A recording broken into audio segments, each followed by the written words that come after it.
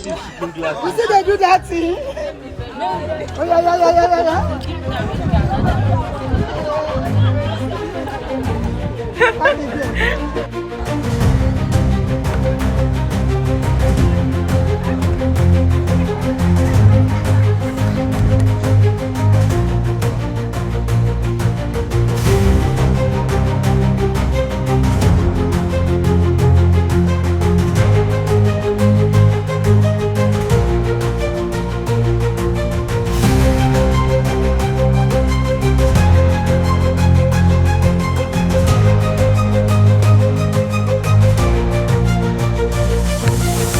Okay, Ronaldo. Hey! What?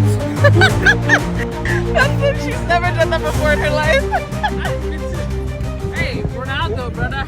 Alright guys, good morning, good afternoon, good evening, depending on where you're watching from. Thank you for joining back to watch the video. As usual, back to let you know some of the stories that are making the rounds, especially as they relate to the Super Eagles of Nigeria, our players, Super Falcons, who are, of course, as you know, preparing for their second game in the WAFCON competition. They played their first match, which, obviously they made us proud by winning Tunisia 3-0.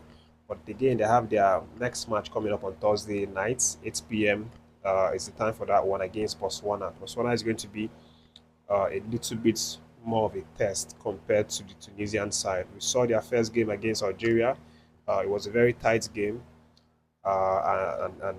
Algeria, who are a respectable nation, in terms of women football, were only able to get just one goal, to win Botswana. So it's going to be very difficult.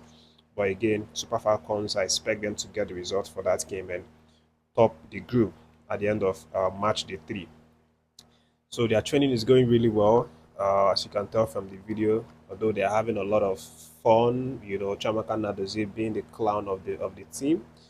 But at the end of the day, these girls are really focused. They know the job that is at hand. They know what they need to do to be ready when when they need to play these games. Of course, the head coach as well, Justin Madugu, who is someone that personally I feel has really impressed. He's a very cool, calm, and collected coach. He's not the kind of coach that makes a lot of noise, but he doesn't. He does a lot of work, and you can see that from how he demands a lot from these girls in training. How even during the match he demands a lot. He's always standing, calling them out, from the sideline, and then telling them to do what needs to be done. And he's not overly expressive. Even when we score goals, he's always calm. I think that's something that would obviously make you understand the level of his expectation for these girls. The first game against Tunisia, we were scoring all these goals, and it wasn't really dramatic about it. It was just calm. So this is the kind of coach that will have, a very able coach that's able to bring the best out of these girls. But let's just move a little bit away from that. Let me let you know now that the round 1 of the competition have been played. The last game been concluded with South Africa playing Ghana last night, beating the Ghanaian women's team 2-0. Which obviously, if you've been following South African women, you know that, I mean, they are really strong, and obviously they were the top dog going into that match. And again, they are the defending champions, so this makes them the team to beat. But as far as the results for the first game, or the first group game for all of these nations, Morocco played a 2-2 draw, and then we had Senegal women playing a 4-0 thrashing of DR Congo women. And then we had Nigerian women demolish Tunisian women 3-0. Then Algeria won Botswana 1-0. And then yesterday we saw South Africa defeat Ghana 2-0. And then Mali women defeating Tanzanian women 1-0. So the next round is going to be interesting. And of course, as I said, Botswana will want to at least get back into the mix when they play the Super Falcons of Nigeria this Thursday. But let's move away from that, and let me let you know the latest concerning Victor Osimhen. Of course, I've been talking about him a lot. It's obviously not because I like talking about Osimhen's transfer, because personally I would have wanted it to have been sorted out since, so that this man can move on to the next thing, which is obviously focusing on his football and going to preseason with the club that he decided to join, or he decides to join.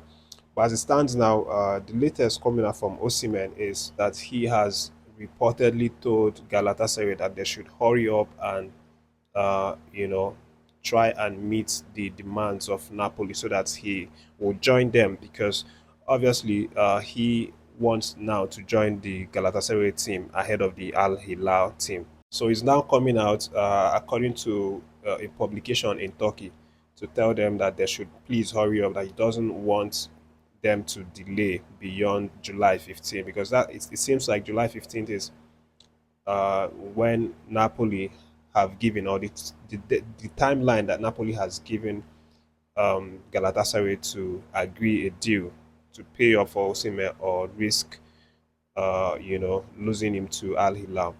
So according to this publication in Turkey, it says Osimhen reached out, to Galatasaray, where he said, "I want to continue at Galatasaray, get my transfer fee from Napoli. They want to sell me to Saudi Arabia. They have plans to sell me for 100 million euros after July 15th."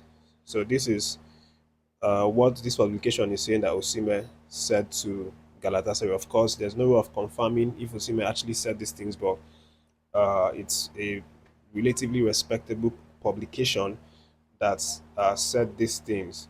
So we'll see, what's going to happen. Galatasaray, the last time, we heard from them and their contact with Napoli, it seemed that they tabled around 60 million euros for Napoli, and then Napoli rejected that immediately because they want 75 million euros for Victor Osimhen.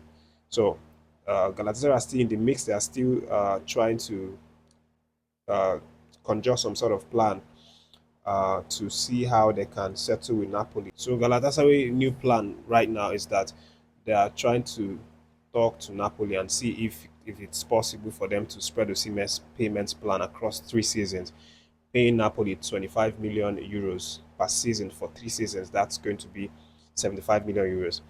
But it still remains to be seen if Napoli will be willing to accept that kind of payment plan.